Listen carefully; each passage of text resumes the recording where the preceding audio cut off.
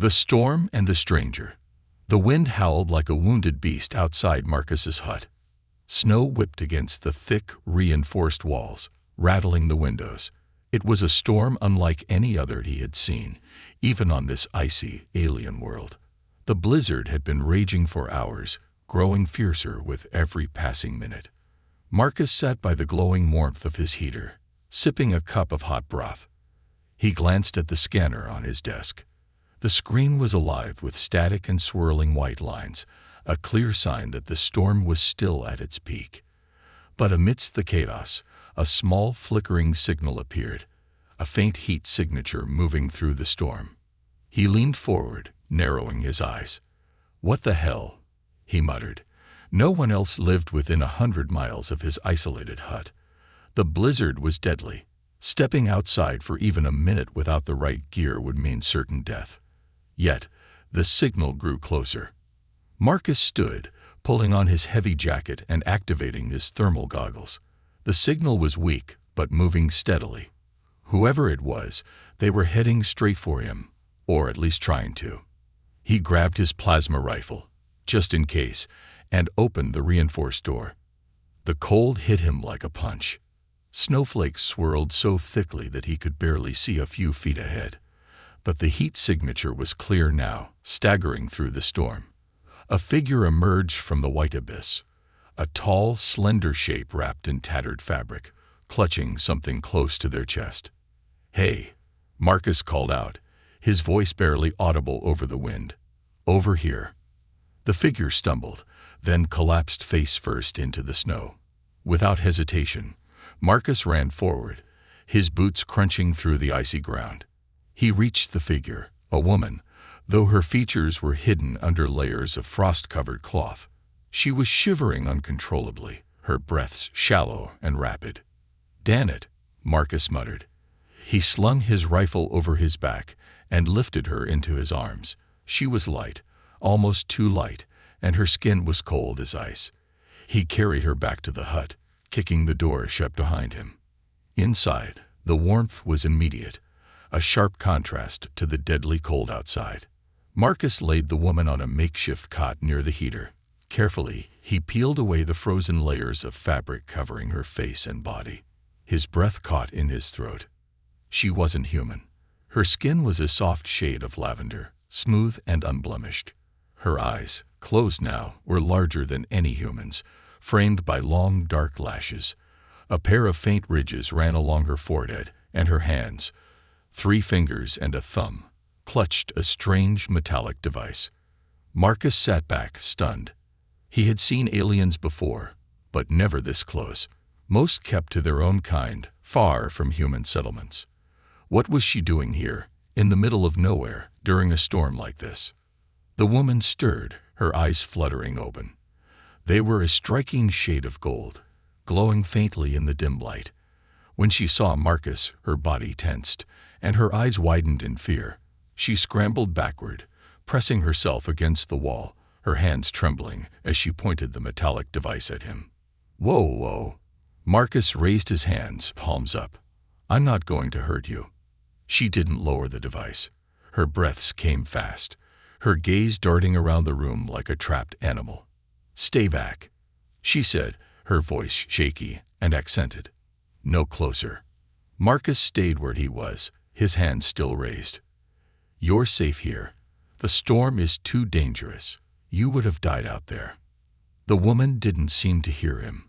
Her focus was on him, her golden eyes filled with terror. "Human," she whispered, as if the word itself was a curse. "Why are you here?"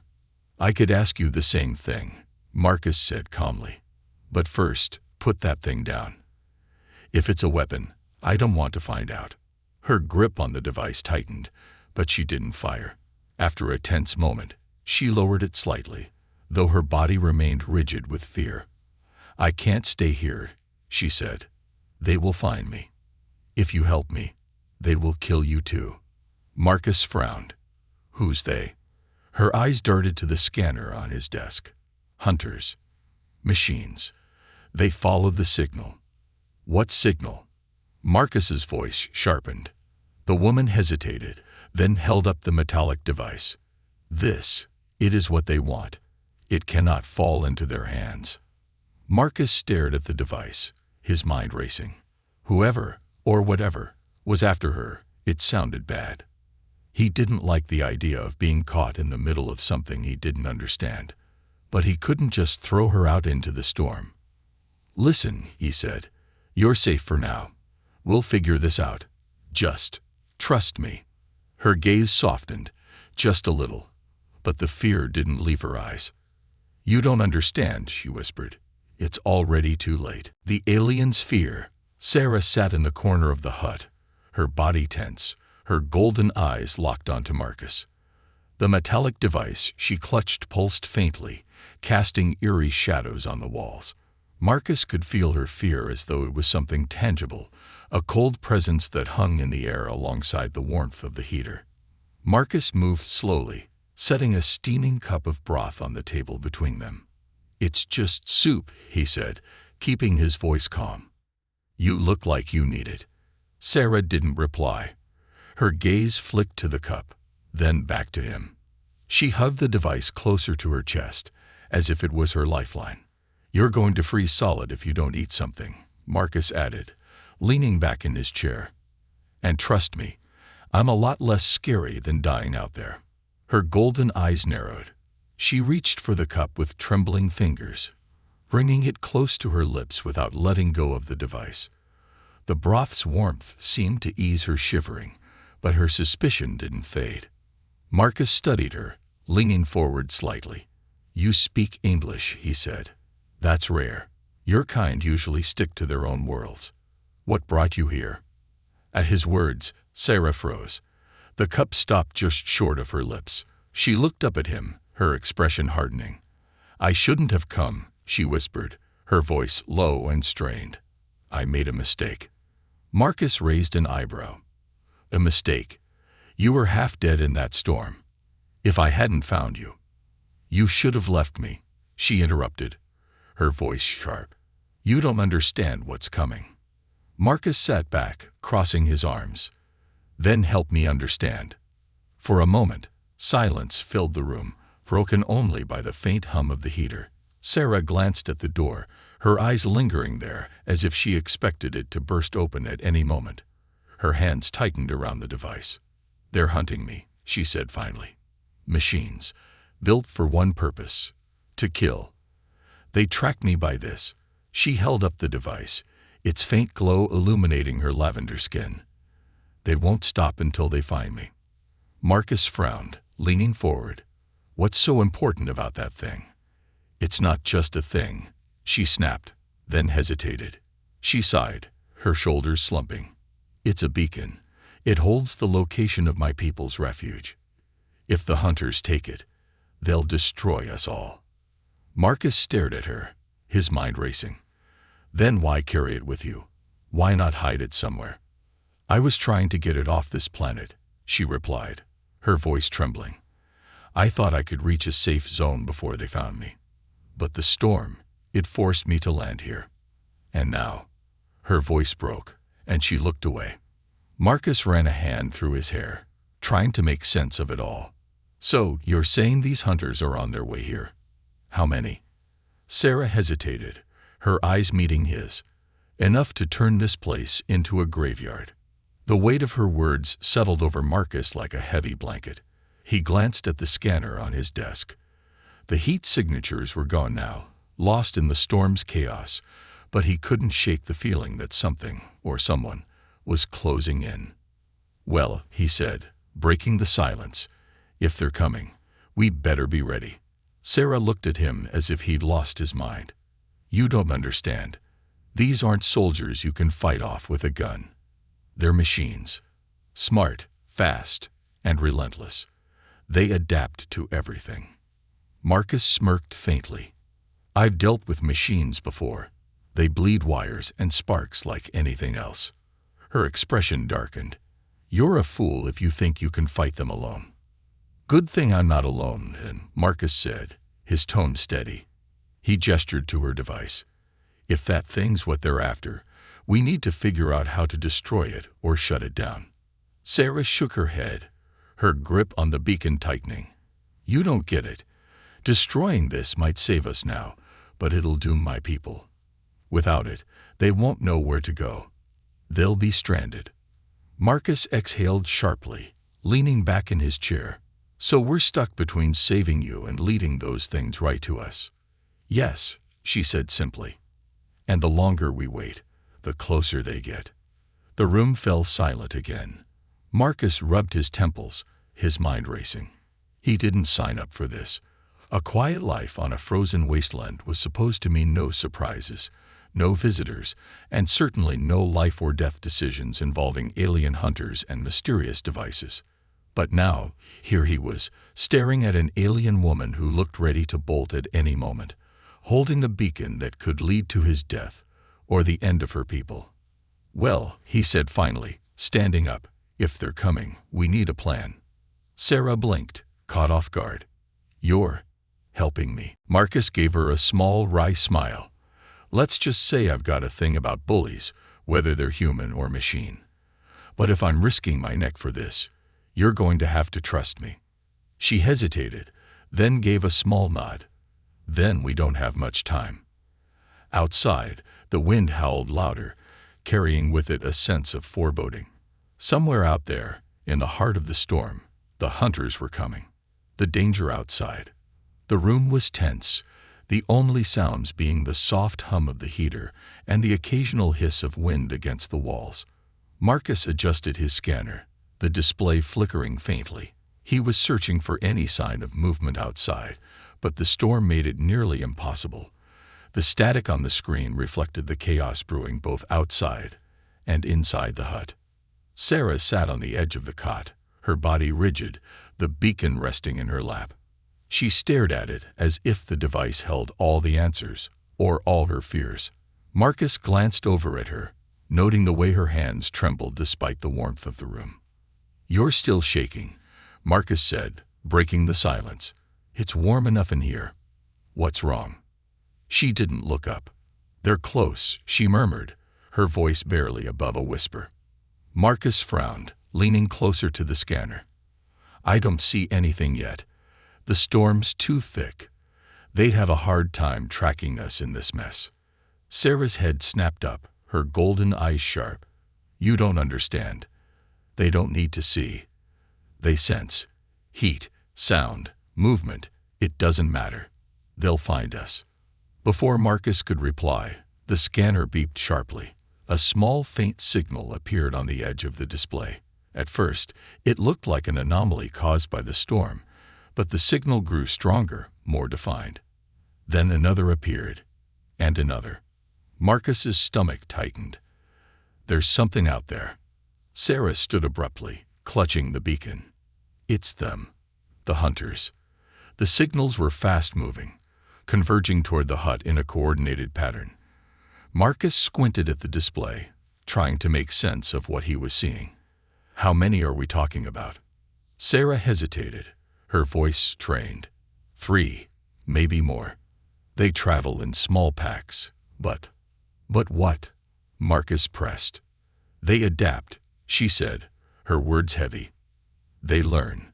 If you fight one and survive, the next one will be harder to kill, and the next after that. Marcus cursed under his breath, grabbing his plasma rifle from the wall. Well, I don't plan on letting them learn much. Sarah grabbed his arm, her grip surprisingly strong. You can't fight them head-on. They'll tear this place apart. Marcus pulled his arm free, checking the rifle's charge. Then what do you suggest? Letting them walk in here and take us? Not really my style. They're after me, Sarah said, her voice desperate. If I go outside, I can draw them away. You don't have to die for this. Marcus turned to her, his eyes narrowing. You think I'm just going to let you walk out there and get yourself killed? You've got a lot to learn about humans. Before Sarah could respond, a loud metallic screech echoed through the storm. It was a sound that didn't belong to anything alive, a piercing mechanical wail that made the walls of the hut vibrate. Marcus's blood ran cold. They're here, Sarah whispered, her voice trembling. Marcus rushed to the window, peering through the frost-covered glass. He could barely make out shapes moving in the storm. Tall, spindly figures with glowing red eyes. Their movements were fluid but unnaturally precise, like predators stalking their prey. The first hunter emerged from the storm, stepping into the faint light of the hut's exterior lamps. It was massive, its body a mix of sleek metal and exposed wires. It had long, segmented limbs that ended in sharp, claw-like appendages. Its head swiveled unnaturally, scanning the area with an eerie red glow. Marcus tightened his grip on the rifle. "That's one ugly son of a..." A sudden crash interrupted him. Something slammed against the side of the hut, causing the entire structure to shake. Sarah cried out, clutching the beacon tightly. Marcus steadied himself, his mind racing. "They're testing the structure," Sarah said, her voice panicked. "They'll find the weak points and break through."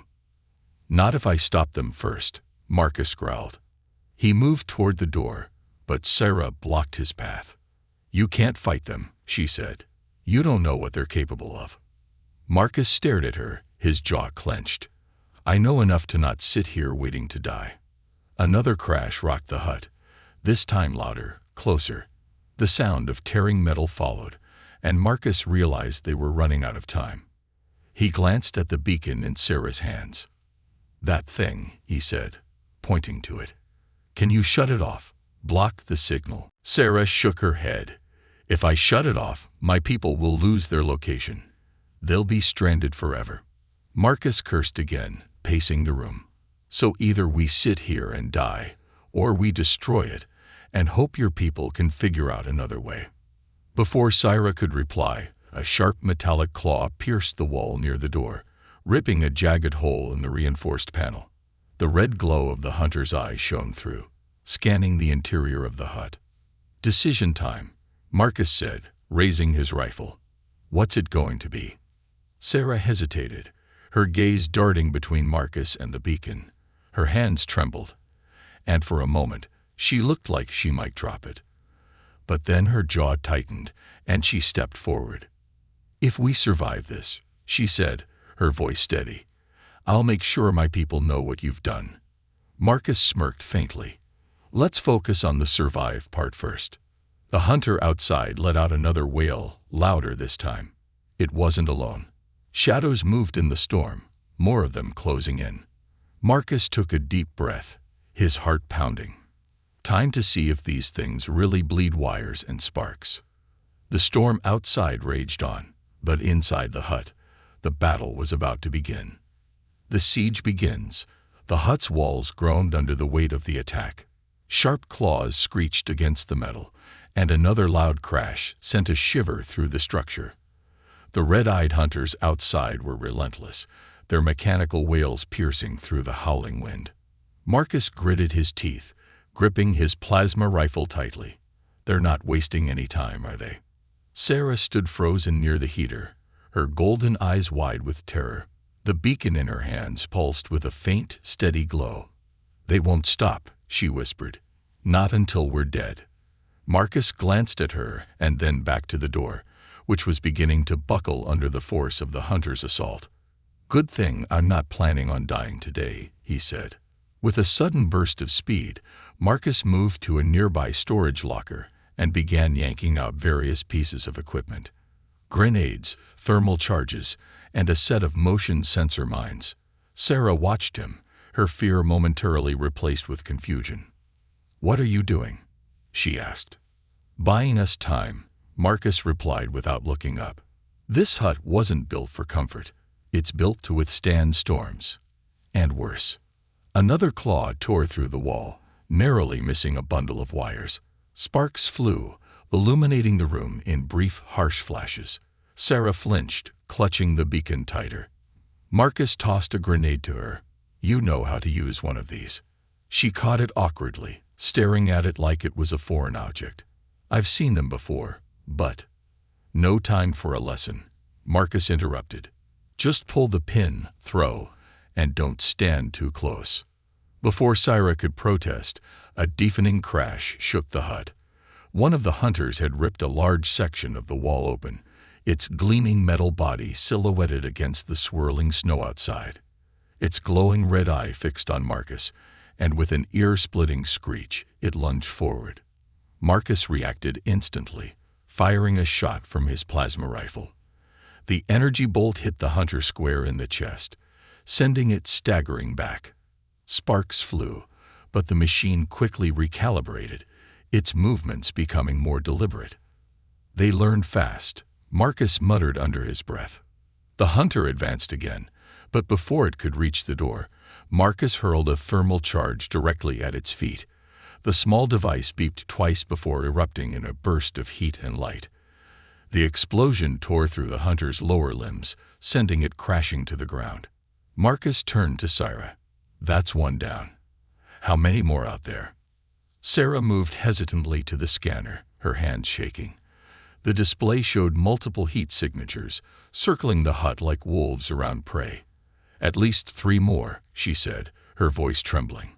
"Maybe more beyond the storm." "Great," Marcus muttered. They'd brought friends. Another screech echoed from the back of the hut, followed by a loud crash. Marcus cursed, grabbing a bundle of motion sensor mines. "They're trying to breach the rear wall," he said. "Stay here and don't let that thing out of your sight." Sarah nodded, though her hands trembled as she gripped the beacon. Marcus moved quickly, placing the mines near the rear entrance. The hunters were methodical, testing each section of the structure for weaknesses. Marcus knew it was only a matter of time before they found one. As he worked, he heard Sarah's voice from across the room. "Why are you doing this?" "What?" Marcus asked, not looking up. "Helping me," she said, her voice barely audible over the storm and the chaos. "You could have left me out there. You still can." Marcus paused, glancing at her over his shoulder. "That's not how I'm wired," he said simply. "You needed help. And I don't like bullies, human, alien, or machine." Sarah looked down at the beacon in her hands, her expression unreadable. Another explosion shook the hut as one of the motion sensor mines detonated. Marcus smirked grimly. "Looks like they found my surprise." But the victory was short-lived. The remaining hunters adjusted their tactics, moving in from multiple angles. One of them climbed onto the roof, its claws scraping against the metal as it searched for a weak point. Another began dismantling the damaged wall with surgical precision. "They're smarter than I thought," Marcus admitted, his grip on the rifle tightening. Sarah stepped forward, her fear giving way to determination. "They're hunting the beacon," she said. "If we don't stop them now, they'll destroy everything." "Got any bright ideas?" Marcus asked. Sarah hesitated, then held up the beacon. "If I activate the emergency signal, it might overload their systems. It'll attract more of them, but it could give us a chance to escape." Marcus frowned. "You're telling me that things got a self-destruct feature?" "Not exactly," Sarah said. "But if I override the safety protocols, it'll emit a burst of energy strong enough to disrupt their sensors." Marcus glanced at the hunters closing in. "Risky, but I like it. Do it." Sarah nodded, her hands moving swiftly over the beacon's surface. The device began to glow brighter, its pulsing light becoming erratic. Outside, the hunters seemed to hesitate, their movements growing less coordinated. Marcus grinned. "It's working." But before he could celebrate, one of the hunters smashed through the roof, its massive frame landing in the center of the room. Marcus fired instinctively, but the machine was faster, swiping at him with a razor-sharp claw. "Get down!" Marcus shouted, diving to the floor as Sarah scrambled away. The beacon's glow intensified, filling the room with blinding light. The hunter froze mid-attack, its red eye flickering. The other machines outside let out a series of distorted screeches, their systems overwhelmed by the beacon's energy surge. Sarah looked at Marcus, her expression a mix of relief and exhaustion. "We have a few minutes, maybe less." Marcus stood, helping her to her feet. "Then we better make them count." The truth about the device. The blinding light from the beacon faded, leaving Marcus and Sarah in an eerie silence. Outside, the storm howled, but the mechanical screeches of the hunters had stopped. For a moment, It felt like they had won.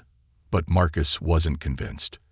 "They're not gone," Marcus muttered, gripping his plasma rifle. He moved cautiously toward the hole in the wall where the hunter had burst through. Its lifeless body lay crumpled in the snow, its red eye dim and flickering. "This is just a pause." Sarah stood nearby, the beacon still glowing faintly in her hands. Her lavender skin was paler than before, and her golden eyes held a deep sadness. "You're right," she said quietly. "They'll adapt. They always do." Marcus turned to her, his patience thinning. "You need to tell me everything. Now, what's on that thing? Why are they after it? And why the hell am I risking my life for something I don't even understand?" Sarah hesitated, her fingers tightening around the beacon. She looked down at it, as if it carried the weight of an entire world. "It's more than just a beacon," she began, her voice barely audible. "It's the only link to my people's sanctuary. It holds their location, their defenses, everything." Marcus frowned. "Sanctuary? From what?" "From extinction," Sarah replied, her tone bitter. "The hunters you saw, they're only one part of the threat. There's an entire fleet out there, programmed to wipe us out. My people are scattered, hiding in colonies on remote worlds. This beacon is how we stay connected. It's how we survive." Marcus ran a hand through his hair, pacing the room. "And you thought carrying this thing through a storm was a good idea?" "I didn't have a choice," Sarah snapped, her voice rising. "The hunters found our last refuge. I was supposed to deliver this to a safe zone before they could track it. But the storm, I couldn't make it." Marcus stopped pacing, his eyes narrowing. "So this thing doesn't just guide your people, it's a target. It's practically screaming, 'Come and get us.'" Sarah nodded reluctantly. "Yes, that's why I didn't want you involved. I thought I could handle it alone." "Well, you couldn't," Marcus said bluntly. He pointed to the beacon. "And now we're both in the crosshairs." Sarah looked away, guilt etched across her face. "I never wanted this." Marcus sighed, his anger cooling slightly. "All right, let's focus. You said the hunters adapt. What happens if they figure out how to break through that signal disruption you just pulled off?" "They will," Sarah admitted. "Sooner than we'd like." "Then we need to destroy it," Marcus said firmly. "The beacon, the signal, everything." "No." Sarah's voice was sharp, almost desperate. She clutched the beacon closer to her chest. "If we destroy it, my people will be defenseless. They'll be scattered, vulnerable. The hunters will pick them off one by one. And if we don't destroy it, those things will keep coming," Marcus countered. "They'll find your people eventually, and they'll take us down first." Sarah's golden eyes filled with tears, but she didn't back down. "There has to be another way." Marcus fell silent, his mind racing. He didn't like the idea of abandoning her people, but he also didn't like dying for a cause that wasn't his. "Is there any way to reprogram it?" he asked finally. "Send a false signal. Lead the hunters somewhere else." Sarah hesitated, her gaze dropping to the beacon. "It's possible," she said slowly, "but it would take time. And if we fail—" "We won't," Marcus said firmly. "Not if we're smart about it." Before either of them could say more, the scanner on the desk beeped again. Marcus rushed over, his heart sinking at the sight of the display. New heat signatures were approaching, larger and more numerous than before. "They're back," he said grimly. "And they brought reinforcements." Sarah's hands trembled as she stared at the screen. "We can't fight that many. Not here." Marcus grabbed his gear, checking the charge on his rifle. "Then we don't stay here. We move. Take the fight somewhere else." Sarah blinked, her fear giving way to confusion. "Move? In this storm?" "It's our only shot," Marcus said. He pointed to the beacon. "We use that thing to lead them away from your people's location. Make them chase us into the middle of nowhere. Once we've drawn them far enough, we'll figure out how to destroy it, or reprogram it." Sarah hesitated, her golden eyes searching his face. "Why are you helping me? You don't owe me anything." Marcus smirked faintly. Maybe not. But I've got a rule. Don't let bullies win. Besides, he added, shouldering his pack, I've come this far. Might as well see it through. Sarah nodded slowly, a small spark of hope lighting in her eyes. All right, she said. Let's move.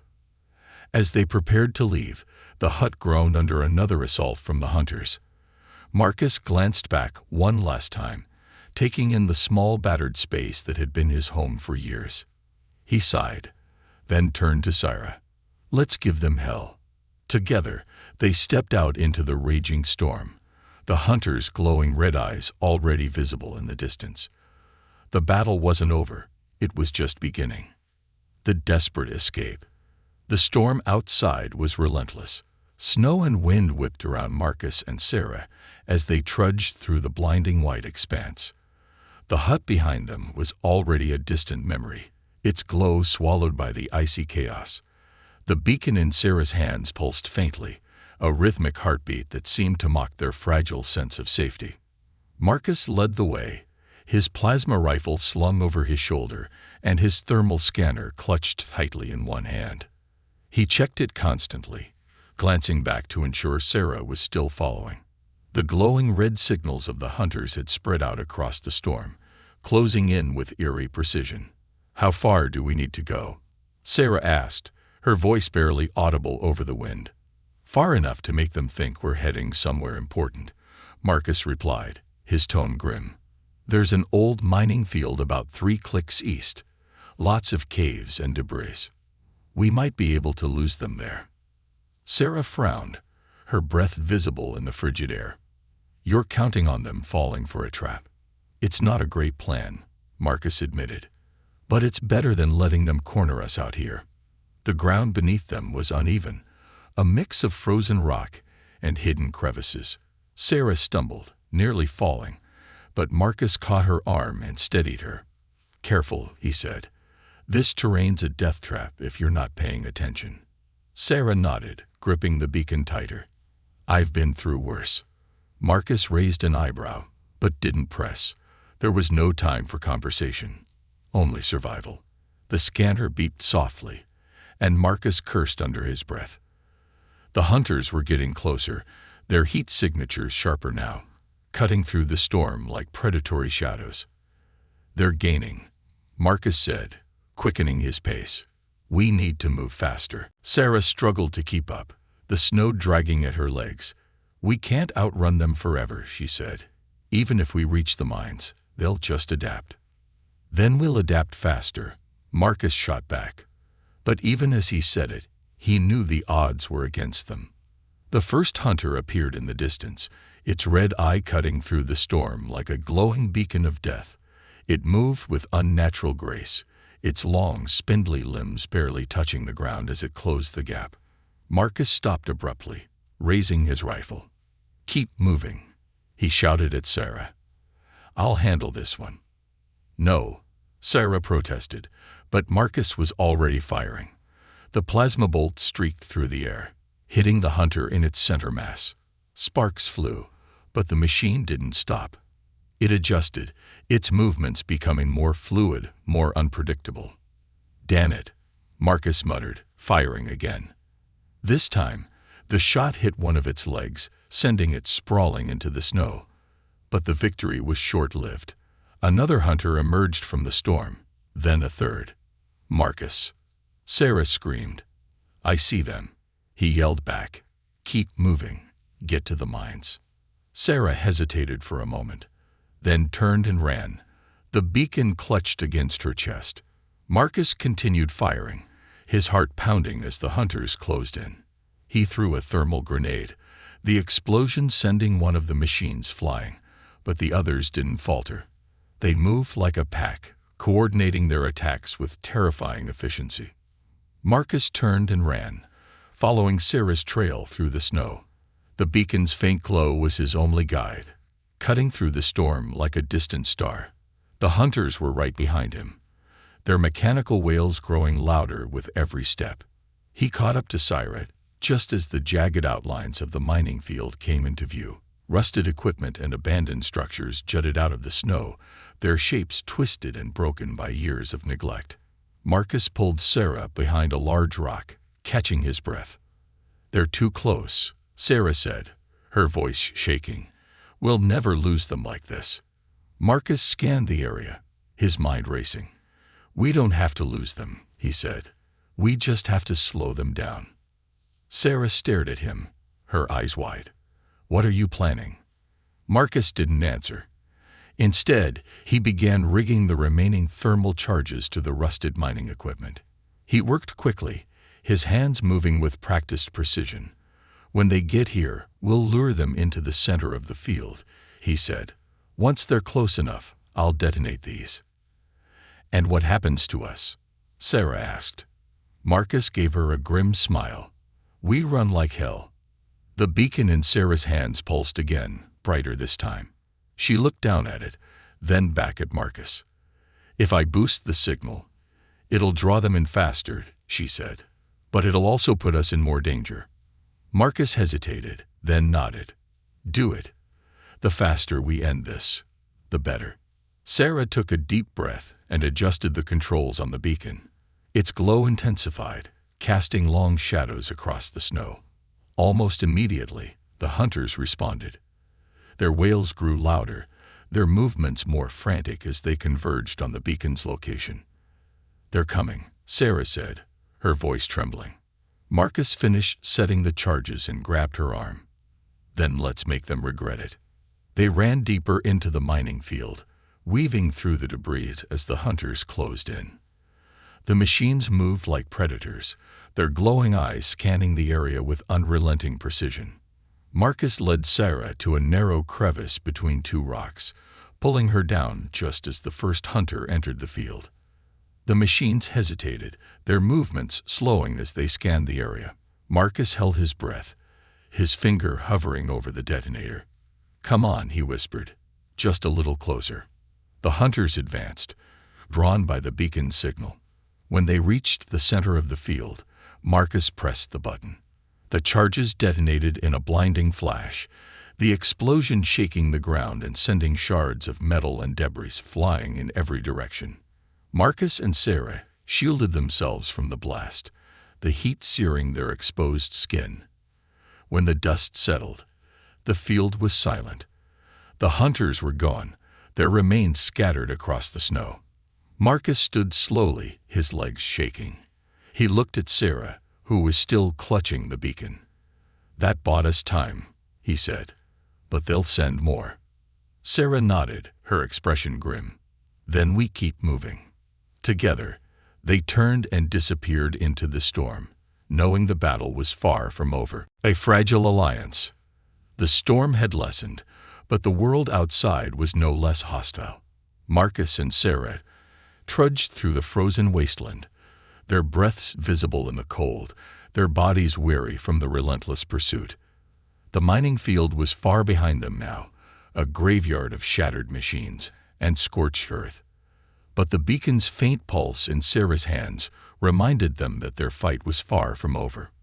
The horizon ahead was bleak, a jagged landscape of ice and rock. The scanner in Marcus's hand beeped faintly, signaling no immediate threats. For the first time in hours, they could hear their footsteps crunching against the snow without the accompanying wail of hunters. Marcus broke the silence. "We bought ourselves some time, but not much. They'll send more once they figure out what happened back there." Sarah nodded, her golden eyes dull with exhaustion. "The beacon is still active. It's only a matter of time before they lock onto it again." Marcus glanced at her, his brow furrowed. "Then why are we still holding onto that thing? We need to shut it down, destroy it, something." Sarah clutched the beacon tighter, as if his words were a personal attack. "I told you, without it, my people are lost. This is the only connection we have to our sanctuary. And if you keep it, those machines will tear through your sanctuary like they did the others." Marcus snapped. "I've seen enough to know they don't leave survivors." Sarah stopped walking, her shoulders trembling. She looked down at the beacon, her voice barely above a whisper. "You think I don't know that?" You think I don't see their faces every time I close my eyes? Marcus softened, his voice losing its edge. Then why not give your people a chance? If we can destroy the beacon, maybe they'll have time to scatter, regroup somewhere safer. Sarah shook her head. You don't understand. This isn't just a tracking device. It's everything. Our history, our coordinates, our survival strategies. Without it, we're nothing. Marcus sighed, running a hand through his hair. Then we need another plan, and fast, because those hunters aren't going to give up. As if on cue, the scanner in Marcus's hand emitted a sharp beep. He stopped in his tracks, his grip tightening on his plasma rifle. Damn it, he muttered. They found us again. Sarah's face paled. How far? Too close, Marcus replied, scanning the terrain. We've got maybe 10 minutes before they're on top of us. She looked around, panic flickering in her eyes. There's nowhere to run, no cover. Marcus narrowed his eyes at the horizon. In the distance, he spotted a faint shimmer, a break in the ice. There, he said, pointing. Looks like a crevasse. If we can get down there, we might be able to lose them. And if we don't? Sarah asked. Marcus smirked faintly. Then we make our last stand memorable. The two of them pushed forward, the beacon's pulse growing louder in Marcus's mind, like a ticking clock counting down to their doom. The ground beneath them began to shift, the icy terrain giving way to a steep slope. The crevasse was closer now, a dark abyss that seemed to swallow the light. Marcus peered over the edge, his expression grim. It's deep. Probably unstable. Sarah hesitated. And you think this is a good idea? No, Marcus admitted, but it's our best shot. Before she could argue, the first hunter appeared on the ridge behind them, its red eye glowing like a malevolent star. It let out a screech that echoed across the frozen wasteland, signaling the others. Sarah's breath caught in her throat as more hunters emerged, their spindly forms cutting through the snow with unnerving speed. Jump! Marcus shouted, grabbing Sarah's arm and pulling her over the edge. The two of them slid down the icy slope, the wind rushing past them as the crevasse swallowed them whole. Marcus gritted his teeth, using his free hand to slow their descent. Sarah clutched the beacon, her screams lost in the roar of the wind. They hit the bottom hard, the impact jarring but not fatal. Marcus groaned, pulling himself to his feet. You okay? Sarah nodded weakly, brushing snow off her face. I think so. The sound of metal scraping against ice above them made Marcus's blood run cold. He looked up to see the hunters descending, their limbs anchoring them to the walls of the crevasse like monstrous insects. Run! Marcus barked, pulling Sarah to her feet. They sprinted through the narrow passage, the hunters in relentless pursuit. The walls of the crevasse glistened with frost, and the air grew colder with every step.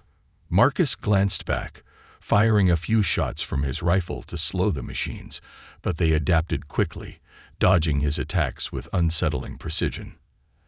As they rounded a corner, Sarah stumbled, falling to her knees. Marcus stopped, helping her up. We're not going to make it, she gasped. Marcus looked at the beacon in her hands, then back at the hunters closing in. Give me that, he said. What? Sarah asked, her eyes wide. Trust me, Marcus said. I have an idea. Reluctantly, Sarah handed him the beacon. Marcus activated a small timer on his suit and attached a thermal charge to the device. He threw it toward the far wall of the crevasse, where it landed with a faint beep. Keep moving, Marcus said, grabbing Sarah's arm and pulling her forward. The hunters reached the beacon seconds later, their red eyes fixated on the device. Marcus activated the charge, and the explosion tore through the crevasse, collapsing the walls and burying the hunters under tons of ice and rock. Sarah stared at the destruction, her expression a mix of shock and relief. You destroyed it. Marcus nodded, breathing heavily. It was the only way. Sarah's golden eyes shimmered with unshed tears. You saved us. For now. Marcus said, "But your people will need to find another way. Without the beacon, they might have a fighting chance." Sarah nodded slowly, her gaze softening. "Thank you." Marcus smirked faintly. "Don't thank me yet. We still have to survive this storm." As they disappeared deeper into the crevasse, the storm raged on above them. For the first time, the hunters were silent, but Marcus knew their fight wasn't over.